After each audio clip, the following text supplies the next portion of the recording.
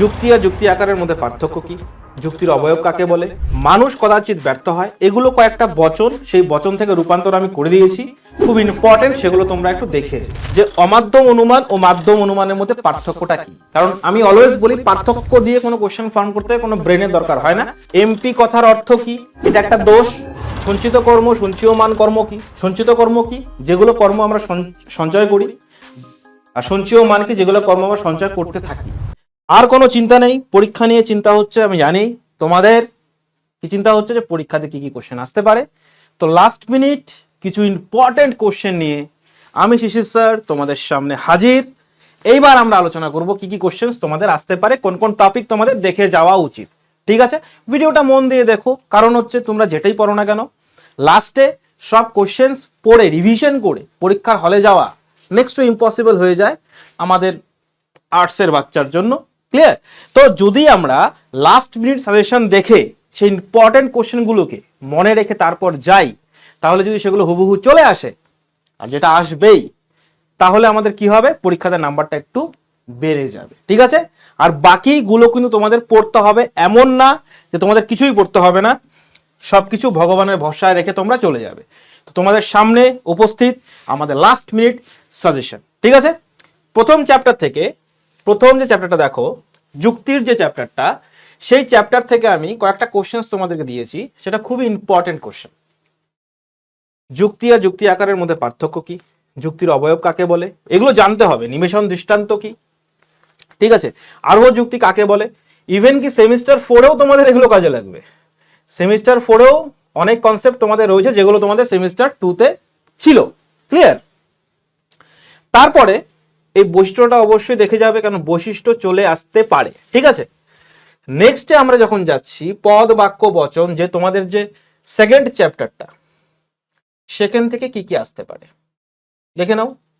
দেখো, অবধারণ ও বচনের মধ্যে পার্থক্য কি, সেটা আসতে পারে।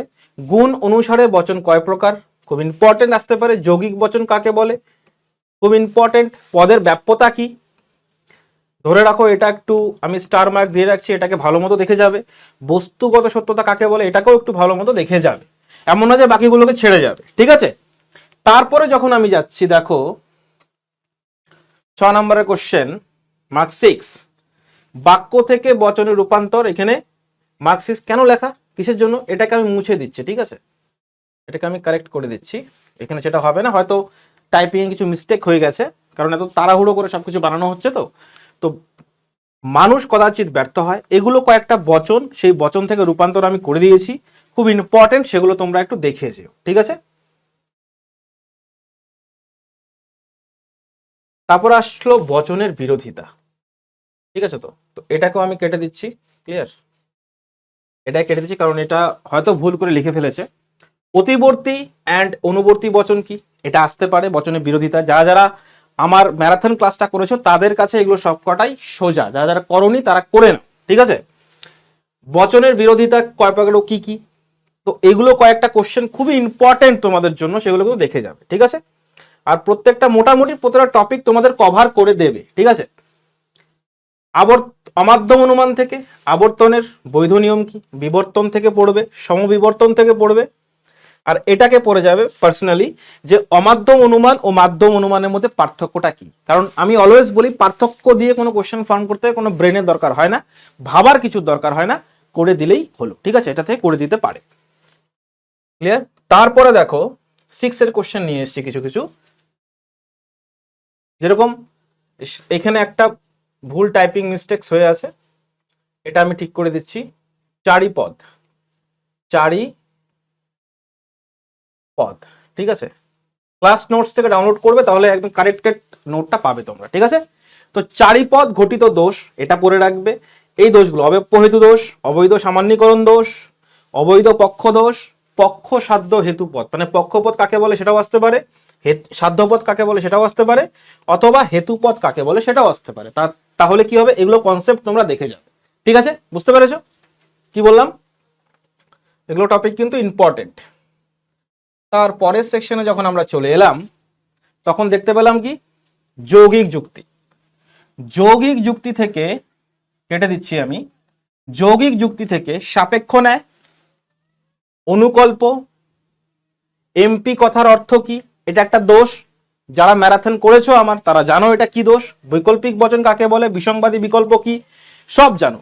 যারা একবার ম্যারাথনটা করে নেবে তারা কিন্তু এগুলো কোশ্চেন সলভ করা কোনো বড় ইস্যু নয় তাদের কাছে। ঠিক আছে, ইউনিট 2 এর থেকে ভারতীয় নীতিবিদ্যা চলে এলো। সেখান থেকে আমরা কি করতে পারি, আশ্রম ধর্ম কি সেটাকে পড়ে যেতে পারি, খুব ইম্পর্টেন্ট হয়ে যায়। ঠিক আছে, তারপরে কি পুরুষার্থ কি সেটা পড়তে পারি, পুরুষার্থ কয় প্রকার ও কি কি সেটা পড়তে পারি, পুরুষার্থ কি সেটা পড়ে যেতে পারি, মোক্ষটা পড়ে যেতে পারি কারণ মোক্ষটা দিয়ে দিতে পারে। ঠিক আছে, নেক্সট চলে যাচ্ছি, সকাম ও নিষ্কাম কর্মের মধ্যে পার্থক্য কি সেটাকে তোমরা দেখে নাও। ঠিক আছে,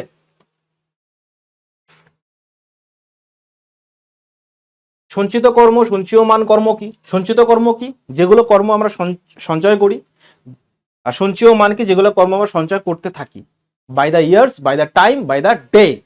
প্রতিদিন যে সমস্ত কর্মগুলো আমরা সঞ্চয় করতে থাকি, যেগুলো কর্ম হবে সেগুলো সঞ্চয়মান কর্ম, সঞ্চিত হচ্ছে, যেগুলো করে ফেলেছে সেগুলো সঞ্চিত কর্ম। ঠিক আছে, তো এটা খুব ইম্পর্টেন্ট হয়ে যায়। গীতায় কর্মযোগ শব্দটি গিরুব অর্থে ব্যবহার হচ্ছে, খুব ইম্পর্টেন্ট। প্রজ্ঞা, সমাধি, সমাধির কয়টা স্তর, 4 ভাগ মতে আত্মা কি, কর্মবাদ, জন্মান্তরবাদ, খুব ইম্পর্টেন্ট, মোস্ট ইম্পর্টেন্ট কোশ্চেন। ঠিক আছে, পাশ্চাত্য নীতিবিদ্যায় নৈতিক ক্রিয়া কাকে বলে, অনৈতিক ক্রিয়া কাকে বলে, উপযোগবাদ কি, পরশুকবাদ কি, অবশ্যই চলে আসবে এগুলো। উপযোগবাদের কয়েকটি সমর্থকের নাম লেখো, একদম তোমাদের চ্যাপ্টারের মধ্যে সেই সমর্থকের নামগুলো রয়েছে। ঠিক আছে, কান্টের দুটি বিখ্যাত গ্রন্থের নাম লেখো। ঠিক আছে, তো এগুলো করে নেবে। অ্যান্ড একটা কথা বলি সবাইকে, বেস্ট অফ লাক পরীক্ষার জন্য, লিখে দিচ্ছি বেস্ট অফ লাক। সেমিস্টার 4-এ দেখা হচ্ছে, কারণ দেখো তোমাদের প্রত্যেকটা স্কুল আলাদা আলাদা কোশ্চেন করবে, কারণ পর্ষদ থেকে কিন্তু এই কোশ্চেনগুলো আসবে না, তোমাদের স্কুল কোশ্চেন করবে। তো স্কুলের ম্যাডামদের বা স্কুলের স্যারদের একটু বোঝার চেষ্টা করলাম যখন এটা বানাচ্ছিলাম, যে আমার মনে হয় যদি আমি তোমাদের স্কুলের টিচার হতাম তাহলে এগুলো কোশ্চেনকে আমরা অবশ্যই তোমাদের প্রশ্নপত্রে দিতাম, কারণ এগুলো পড়ে তোমাদের লাভ হবে, তোমাদের একটা চারিত্রিক বিকাশ হবে। ঠিক আছে, তো ধন্যবাদ সবাইকে এই ভিডিওটা দেখার জন্য। বেস্ট অফ লাক সবাইকে, আমার ভাই বোনগুলোকে, আমার ফিলোসফার ভাই বোনগুলোকে। নেক্সট সেমিস্টারে নেক্সট কোনো ভিডিওতে আবার তোমাদের সাথে দেখা হচ্ছে। একটা কথা বলে দিচ্ছি, কথা দিচ্ছি, সেমিস্টার 3 আর সেমিস্টার 4 সেদিন কিন্তু কিছু জমবে খেলা। ঠিক আছে, তো জমবে খেলা মানে এক তো জমবে খেলা নাম্বারের খেলা, আর একটা জমবে খেলা কনসেপ্টের খেলা। ঠিক আছে, তো চলো আজকে তোমাদের সামনে থেকে বিদায় নিচ্ছি। নেক্সট পরবর্তী কোনো ক্লাসে তোমার সাথে আবার দেখা হবে। Thank you.